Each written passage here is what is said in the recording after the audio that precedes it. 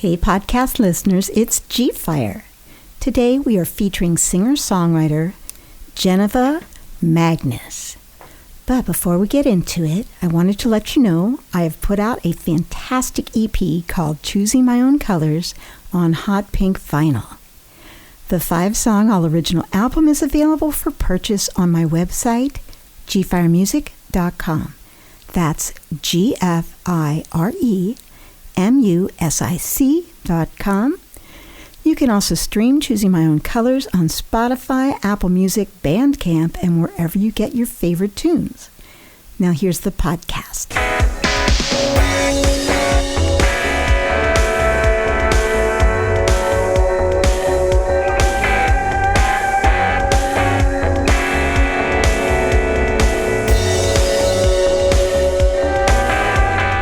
Hello? Hi there. Can you hear me? I can. Can you hear me? Yes. And I just have let me just test this. Hello, Okay. hello. How's that? Is it obnoxious? No, it's pretty nice. It actually sounds a little fuller. Yeah, it's, I got a Shure sponsorship several years ago and, Nice. that's Yeah. pretty, yeah. That's awesome. So tell me how to enunciate your name. It's Gfire. Tell me how to enunciate your name. Janiva Janiva. Magness. Yeah. Gfire. Okay. Yes.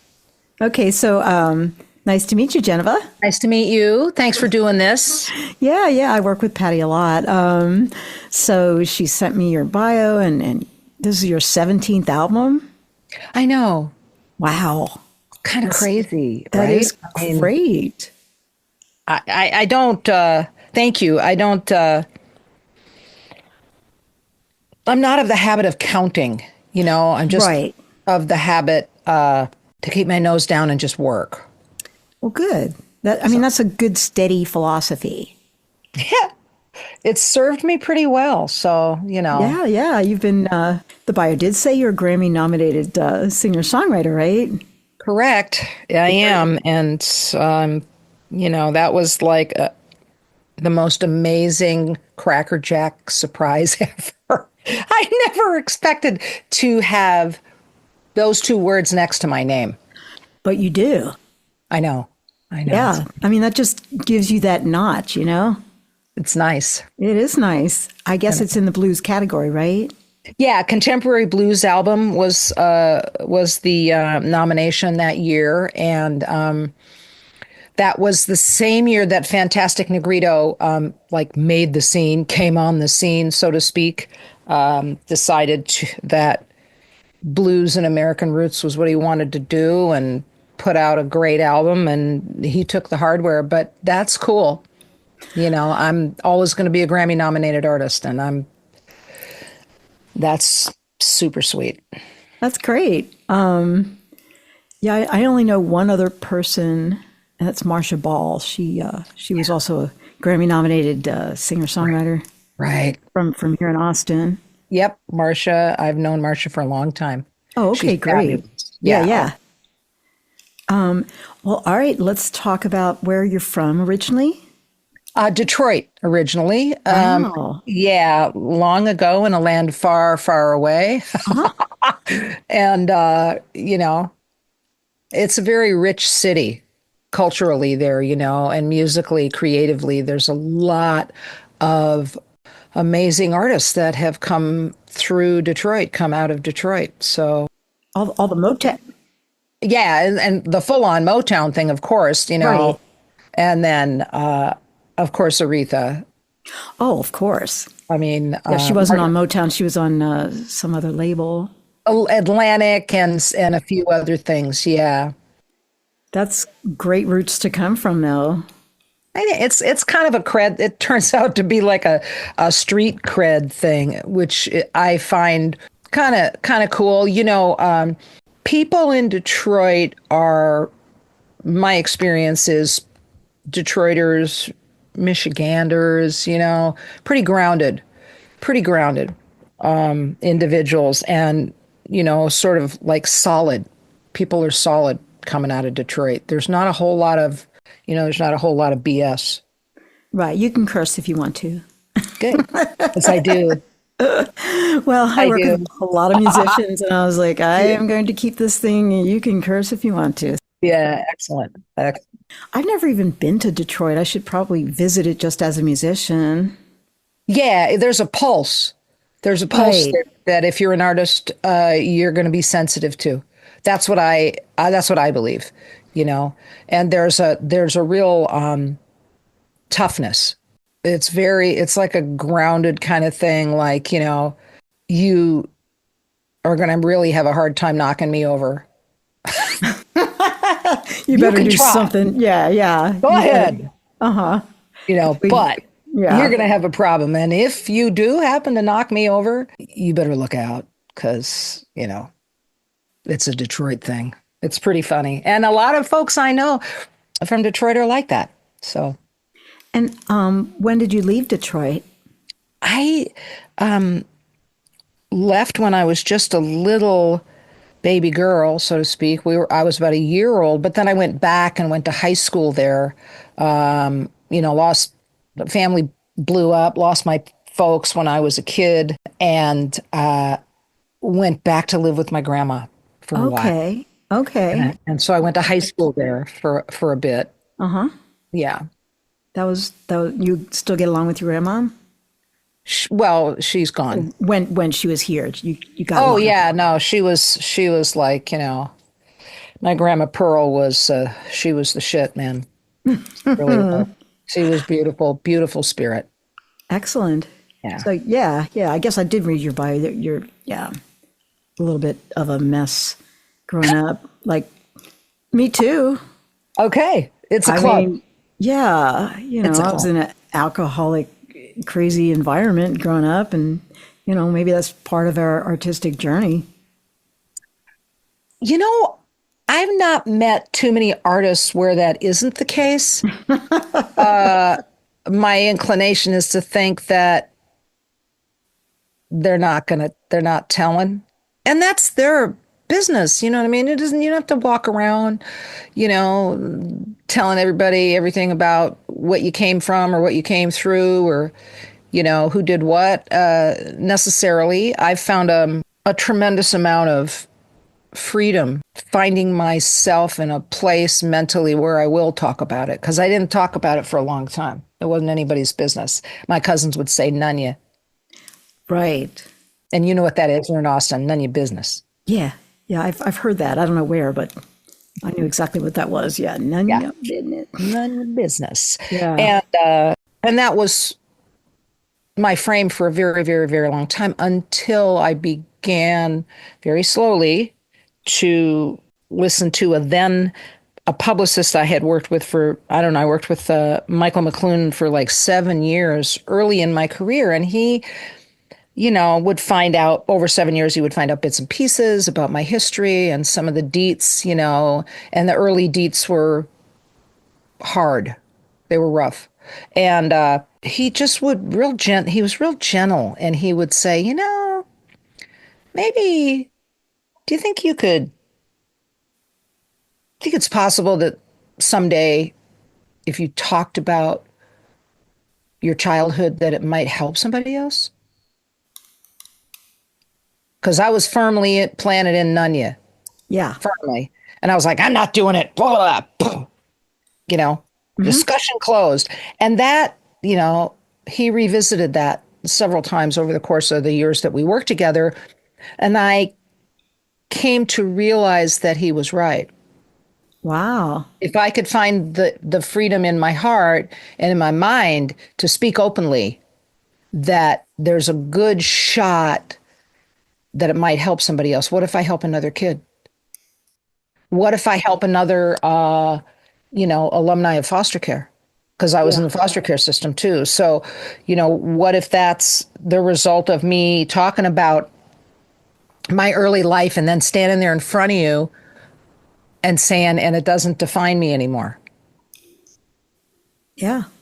I've seen that actual metamorphosis in other human beings happen in real time, right in front of me, and the light goes on. The light goes on in a kid's face. And it is, I can't even, I get very emotional about it. It's really priceless, meaning you can't put a price on that, to Help help some, somebody else that's been through that foster care system. and just, various elements of abuse. It's the Me Too factor. What we Yeah. now know is Me Too, right? Yeah, that was a hell of a deal when that hit.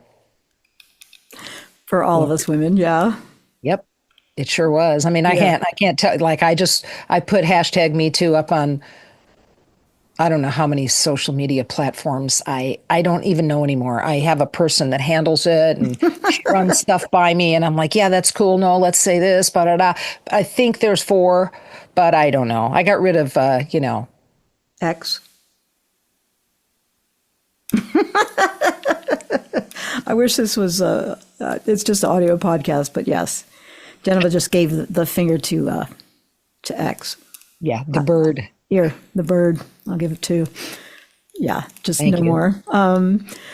Well, what drew you to being a singer and a songwriter? Well, you do write some of your material, but other stuff. I was reading you like B-sides from like different well-known songwriters, but Yeah. not their most famous works. You choose particularly to focus on like the lesser known works. I love that. I love the B-sides. I've always been like a B-side, like I'm old enough to have had 45s and stuff. I'm Yeah. old enough to have been in it, meaning a complete voracious music addict playing my records relentlessly over and over and over until, foster mom number 7 or foster dad number, 9, yells, turn that shit down, like they don't want to, hear it ad nauseum. But anyway, and this is, pre-headphones, of course. Okay, got it, got it. Yeah. So it's loud, because I like that. But I love B-sides. I just love B-sides. It's not that I don't dig the hits, but the hits are, I'm going to leave that for somebody else to do if you're going to cover material. But I love B-sides. There's so much bounty there. There's so much richness there. And who are some of the B-side writers that you used on this current album? It's called Back to Me, right? Yeah, back for me. Back for me. Oh, sorry. Back for me. Come, like, as in come back for me. Back for me. And that title track, by the way, is one of the most devastating songs I've ever heard, like, in my life. What is it about? That's even more important. Loss and denial. Okay.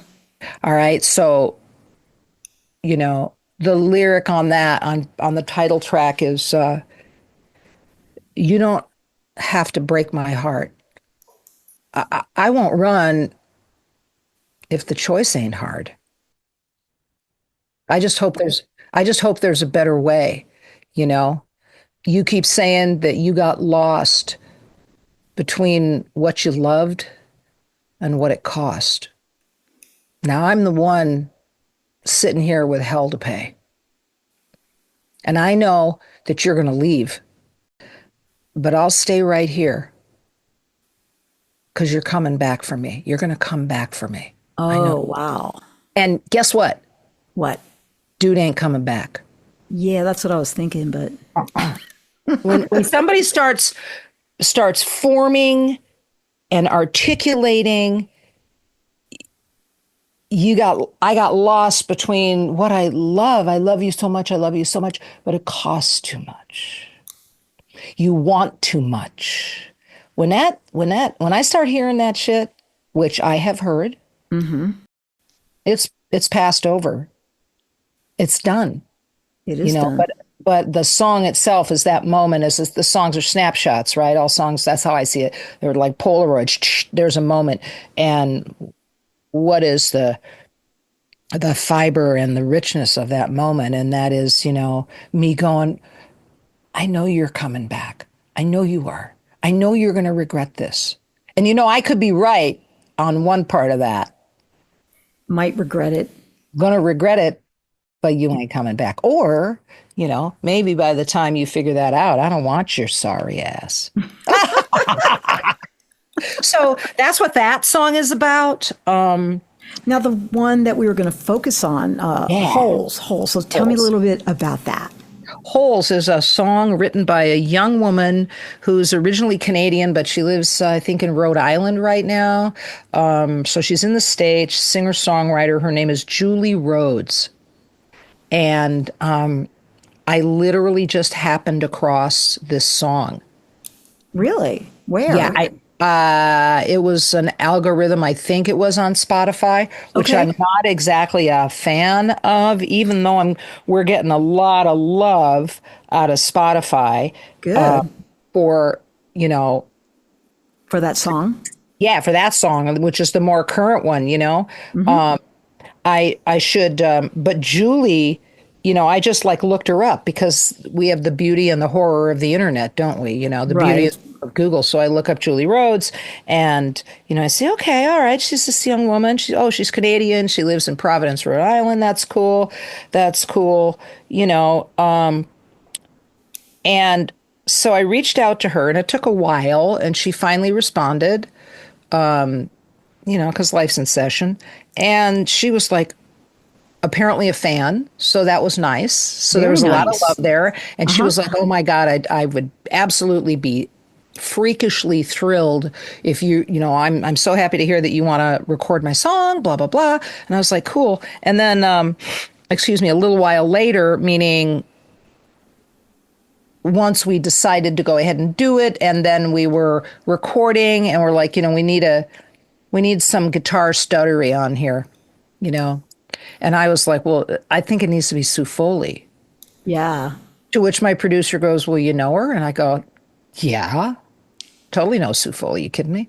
She's amazing. And, she's fantastic and she's out there killing it right now. So, let me ring her up and see if she's into it. And that she was like, hell yeah. And it totally worked out. That's So then amazing. it's me and Sue Foley and this young woman, Julie Rhodes. And let me just may I do this? Yeah. So I see this thing on socials the other day, and this is a post by Julie. It's a little bit long. I'll read if it's all right. And she says, "I feel proud today.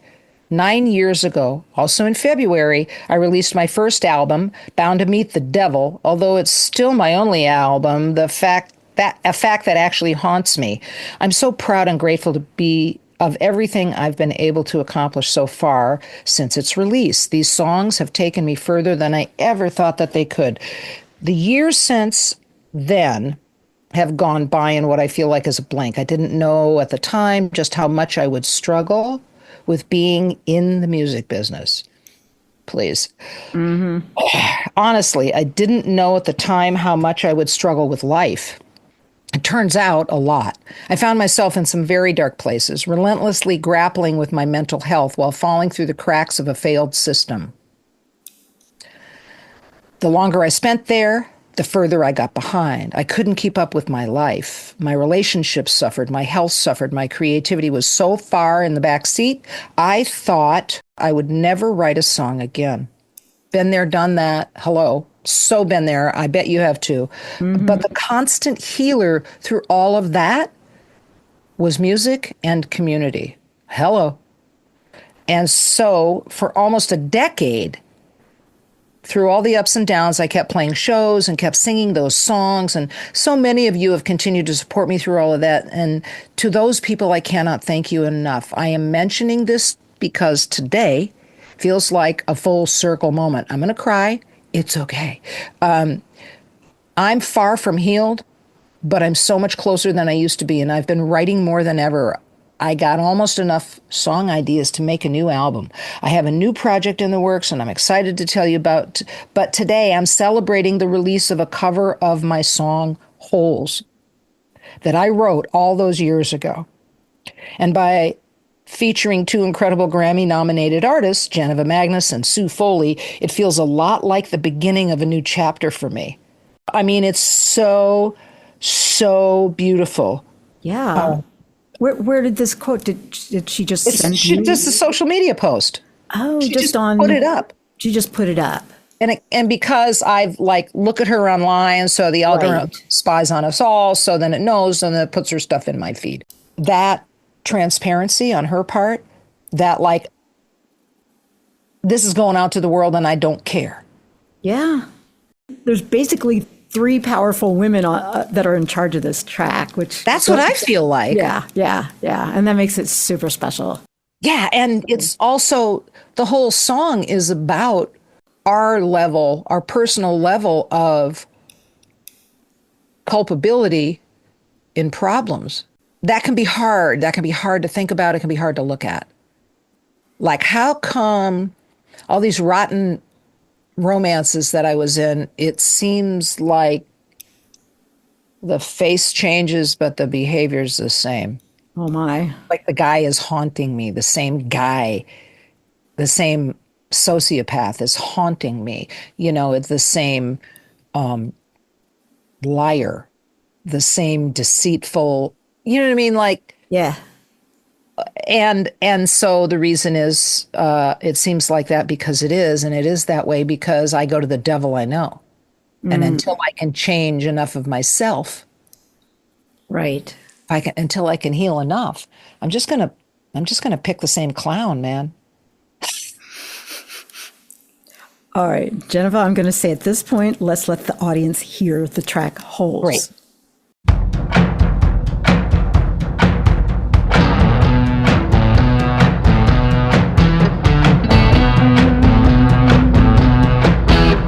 Sister, quit your digging them holes. Sister, quit your digging them holes. You keep working that shovel. You're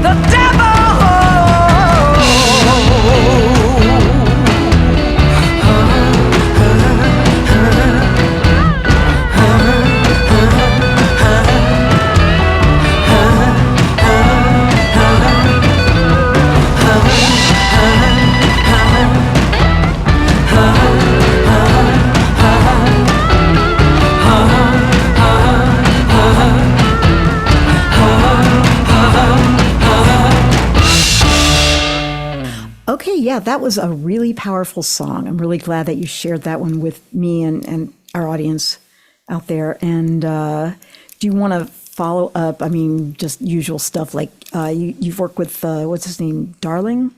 Dave Darling is Dave Darling is your yeah, producer. yeah, longtime friend. We've Uh-huh. known each other a very long time. 86, 87, 88, maybe since 89, Okay, 88, 89.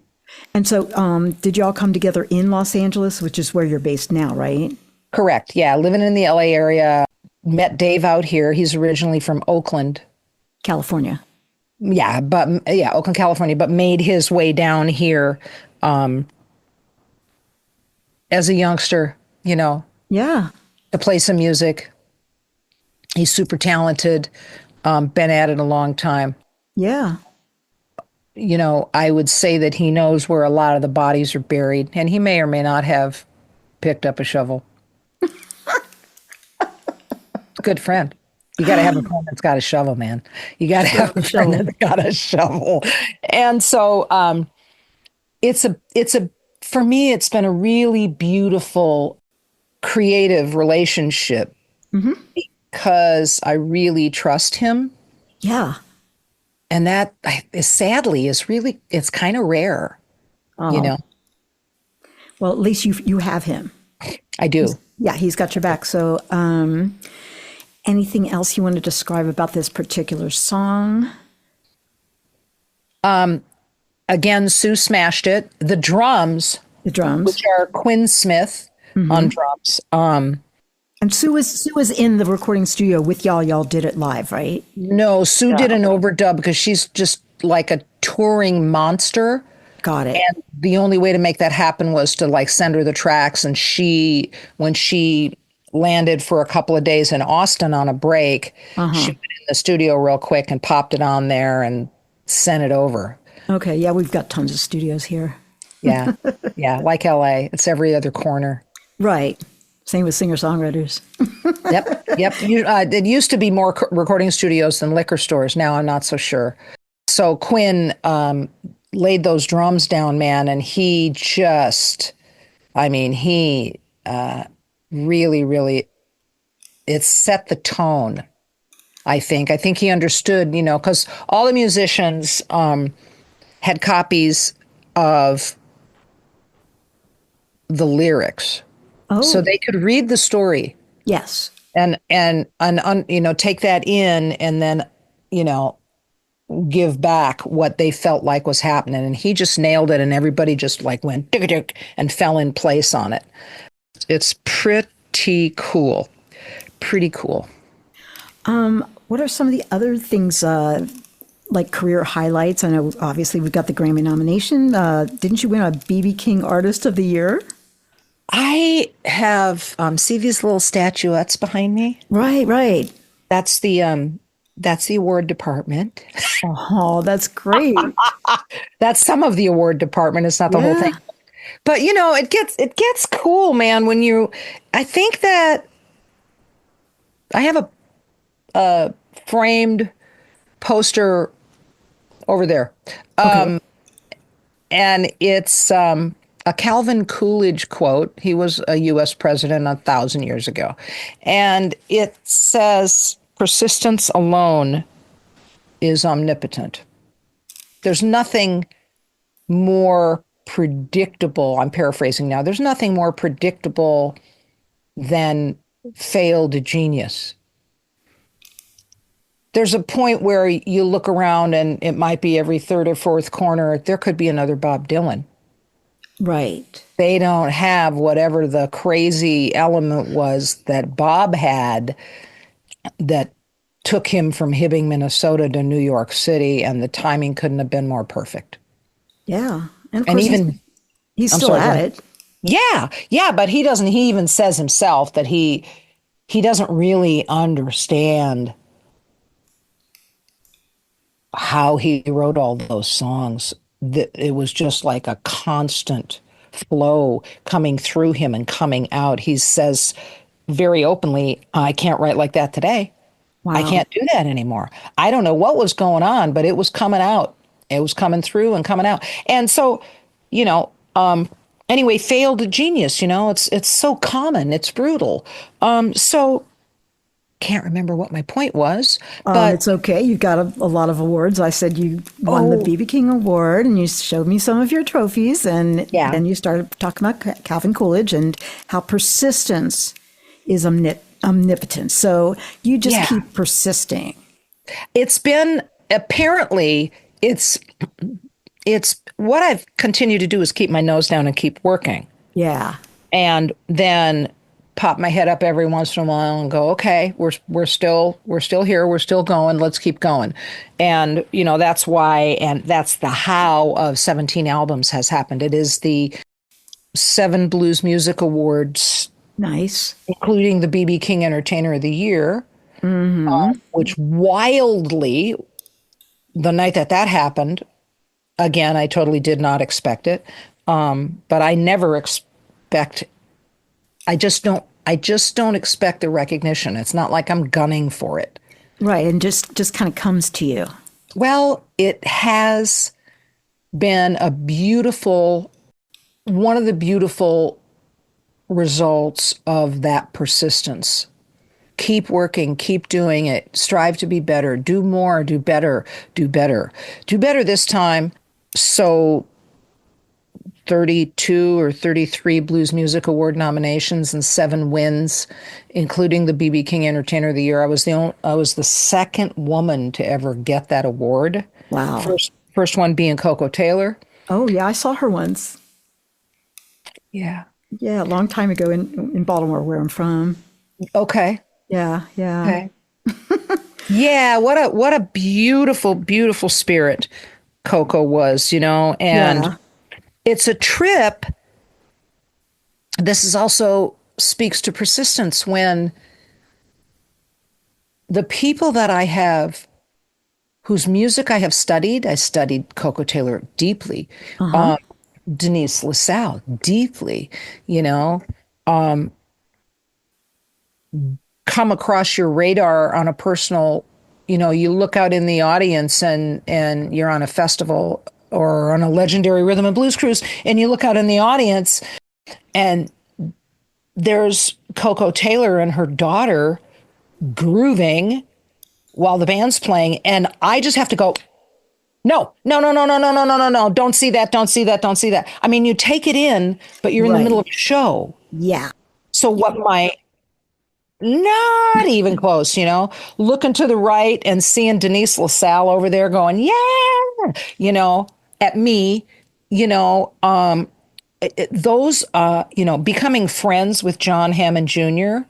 Wow. I was like a young woman who had the giant posters on the inside of my closet door, John Hammond. He was some Wow. hot stuff, man, and then opening a show for him and becoming friends, Wow. you So, know, yeah. so those really big career moments for me, receiving Best Contemporary Female Artist Blues Music Award. The first time I've gotten a few of those and it's been amazing. But the first time I was there at the BMAs and I was all ready to, and they're like, okay, and now it's a Best Contemporary Female Artist. And I knew who'd been winning it for years, and it was Shamika Copeland, and rightfully so. Rightly so. She makes great records and a young woman, and she's got, a family legacy there. I mean, there's a lot happening there, and she works really hard. So I was nominated in that category, and I was looking forward, truthfully looking forward to seeing her take that award. I wasn't going to get it. It wasn't happening, but I was glad to be nominated for anything, man. I hadn't been nominated for anything. I hadn't won anything since I was a little girl and I won a Kool-Aid drink stand. I'm not kidding. I'm not kidding. So it was like, I entered some sort of kid drawing contest or something off the back of a package of Kool-Aid and sent it in, and I won, and I was shocked. And they sent me a cardboard Kool-Aid stand so I could set it up in my front yard Aw. and sell Kool-Aid, man. Well, keep the the brand the going. business going. Right, keep the brand going. But anyway, that was like 60s, right? So my point to all of this, Right, is you weren't expecting it. this is not my, I don't know. I'm glad to be there. I'm glad to be standing in tall cotton in the company. And then I'm sitting there at this table with some friends, and they open up the envelope, and the winner is, and I didn't hear it because here's what I heard. Like, that is what I heard. And the guy's apparently going, Janiva Magness, is she here? And people are standing up screaming, just a few thousand. The guys whose table I was sitting at, I was like 10 people at the table. Roger Neighbor, who has the legendary Rhythm and Blues Cruise, he's the guy that does that, is screaming at me, get up. And I'm like, I'm just kind of looking around, and I'm like literally I was having a post-traumatic stress moment is what was happening there. I was I was beginning to disassociate. Yeah. Because I couldn't take it in. And then Roger, reasonably, but not too hard, punches me on the arm, and he goes, get up there. And I went, he goes, you won, for Christ's sake, you won, get up there. And I was like, oh my God. I didn't, and then I got up and I walked towards the stage because I knew I had to perform during the awards later. And I got up and I walked towards the stage, and I took 2 steps up and I fell. Total Lucy Ricardo faceplant. Full on faceplant. Oh, no. And so then the crowd's not screaming. Now they're going, oh, and it was like a whole thing. And I of course I was wearing a ridiculously micro mini skirt. Of course I was, and so I'm like, trying to pull it together and kind of like going, ooh, and I get up to the mic and I'm like, it was beautiful. Yeah. It was beautiful. Yeah. And that was so when I got the BB King Entertainer of the Year award, the presenters were BB King and Bonnie Raitt. Ooh. And again, there was no way I was going to win that. As far as I was concerned, it wasn't going to happen. And I was wrong, and it's really beautiful to be wrong about that, And BB King said my name right. Wow. That was kind of exciting. That is exciting. It's kind of exciting. And I was like a schoolgirl up there, man. And there's pictures of it, so I know it happened, right? Oh, yeah, yeah. I was like a schoolgirl because I had started seeing BB King when I was 14 years old. Wow. So he's a big influence on you. It was a huge, it was a big movie moment for me. Let's put it that way. Yeah. Was really rich. And I remember I took his hand. Took BB King's hand. Yeah, I took his hand like this. Uh-huh. And I thanked him, and I leaned in, and he gave me a little peck on the cheek. Aww. And I just stood there grinning like a clown, looking at him and holding his hand, and I wouldn't let his hand go. And it got a little bit awkward, and I go, do you think I could have a kiss? And he goes, well, I just gave you some sugar. And I said, well, can I have some more? I literally said to fucking BB King. And he goes, where's your man? And this is literally all on the microphone. You can hear it on Everybody could hear this. They were howling. And so that was like a big movie. That's the best way for me to describe it. So I think that I was taught very young in the business that it is safer to remain closer to the ground. Right. That when you fall, because you will fall, it won't hurt quite as bad, as opposed to thinking I'm all that in a bag of chips, and then finding out I'm not the flavor of the week. I'm not the, you know what I mean? Mm-hmm. And I believe that is safer, closer to the ground. I was taught that very in my early 20s, and I believe that to be true. So I'll never be that person that walks around with her head too big, can't get in the room kind of thing. I'll have other issues, but that's not going to be one. That's not one of them. Well, it's been really fascinating talking to you. I just, Sorry, I'm going on a bit, but you know. no, it's cool. It's cool. I'm like, I don't need to ask these questions. She's kind of wrapping it all into one big package for me. So, Well, what do you want to ask me that I probably plowed over or something? I mean, usually I say, well, what age did you get started? When did you write your first song? That kind of thing. Do you have any cautionary tales or advice for anybody? Stuff like that. But you've told some beautiful stories. So whatever you feel like adding at this point, I'm open to. Thank you. Yeah. Yes. Yeah. When did I start? Uh-huh. I was a late bloomer in Okay. terms of music, and I published a memoir in 2019. Oh, It's all in the book. The book is titled Weeds Like Us. Weeds Like Us. Weeds All Like right. Us. And it's taken from a song lyric called Weeds Like Us. And the line is Weeds like us are hard to kill. Oh, Because you know how a weed'll do. You're trying to get it out of your yard or off the sidewalk and nah. nah. And I guess that goes back to that Detroit thing, doesn't it? Yeah, So yeah. Impress me. So I started auditioning for bands when I was 19 years old. I always wanted to sing. I consider that a late bloomer, by the way, in today's music business standards. Right. I always wanted to sing. I was always obsessed deeply with the music, like I mentioned, playing the records obsessively, memorizing every line, every vocal inflection. But I could not bring myself to try to be a musician. I was mortified at the idea. I thought I couldn't sing. And, some of those bad actors, those clowns I was talking about, I had a boyfriend I lived with who was a professional musician, and he used to say horrible things to me like, you can't sing, you sound like a cat in heat, cut it out, I don't want to hear it. And I believed him. So there's my culpability. What? I didn't walk away from that, not soon enough. I believed him. Wow.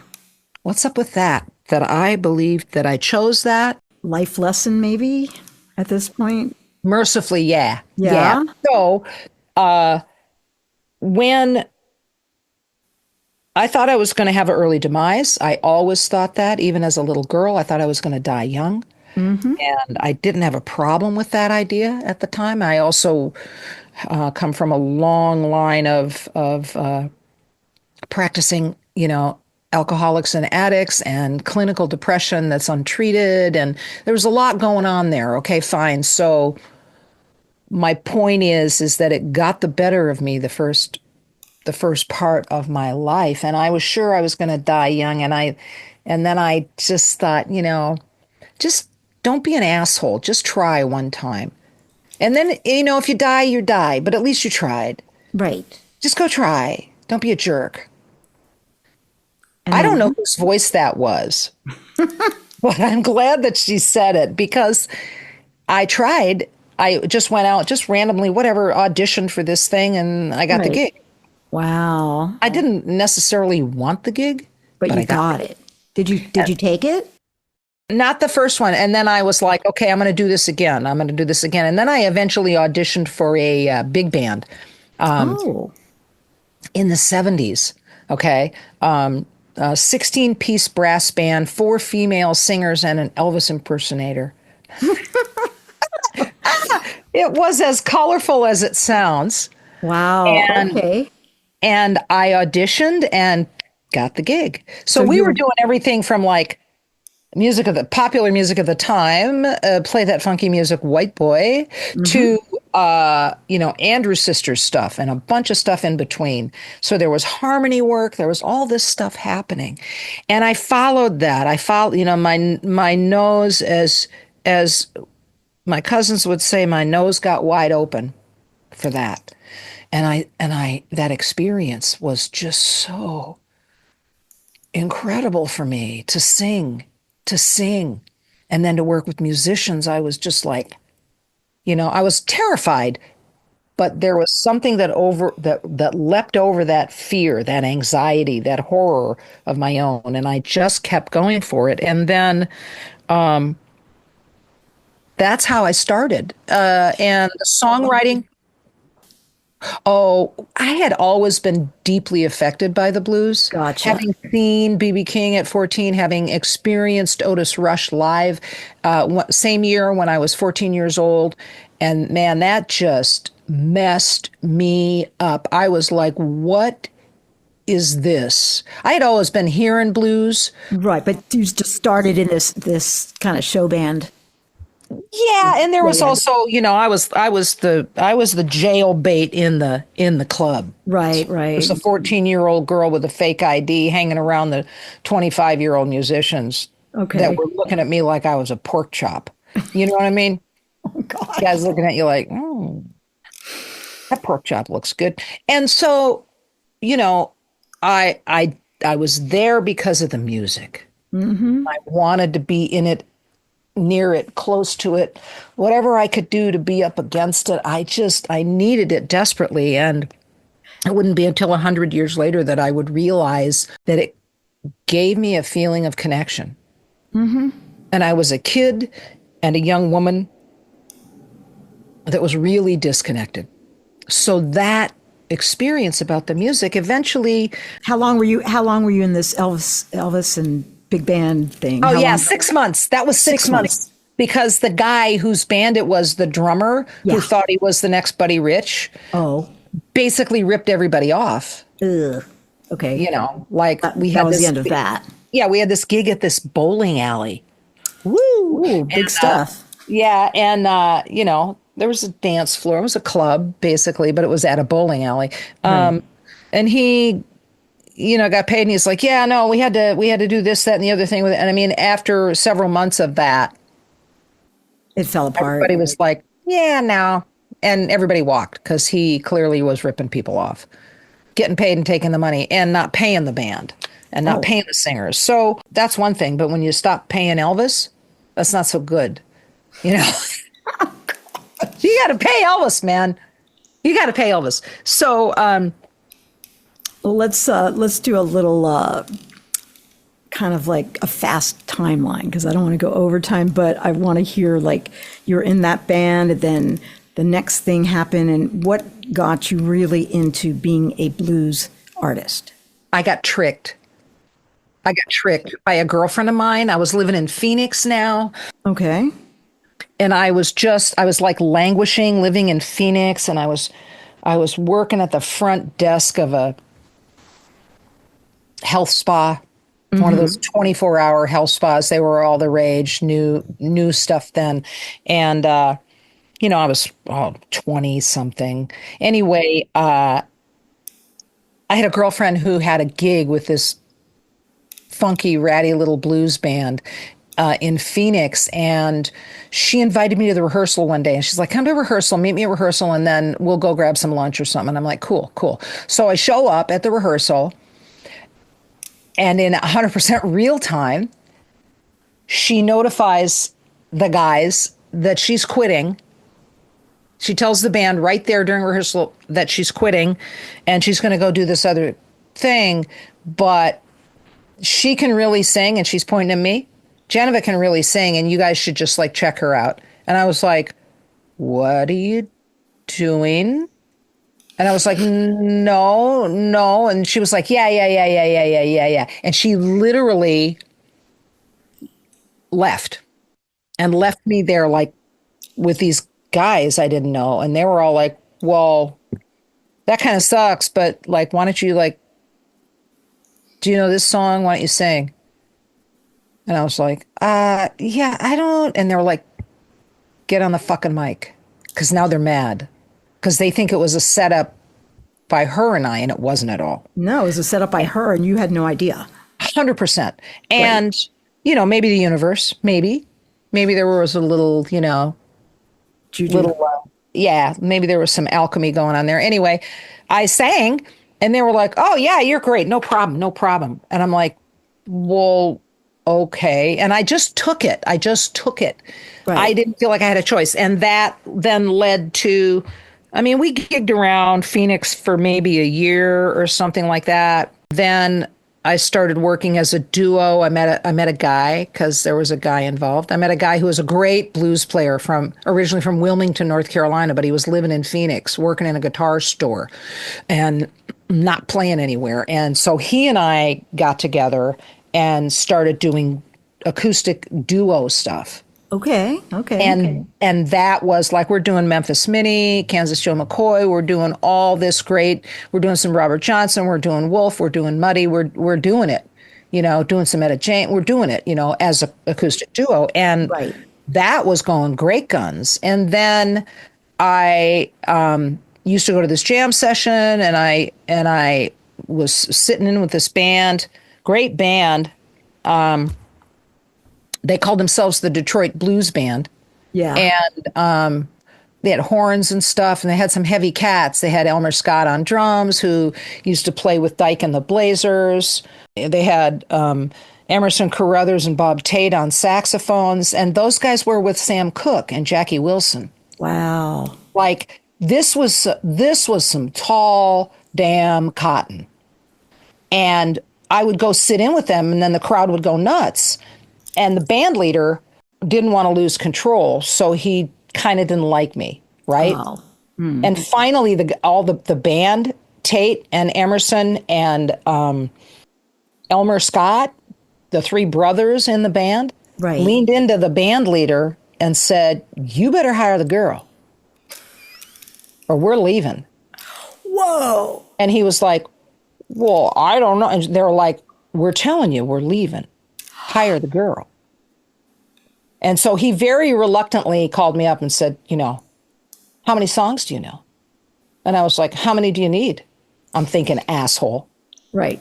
And he goes, ba-da-da-da-da, ba-da-da-da-da. And I'm like, he goes, "If you can get it together, call me back."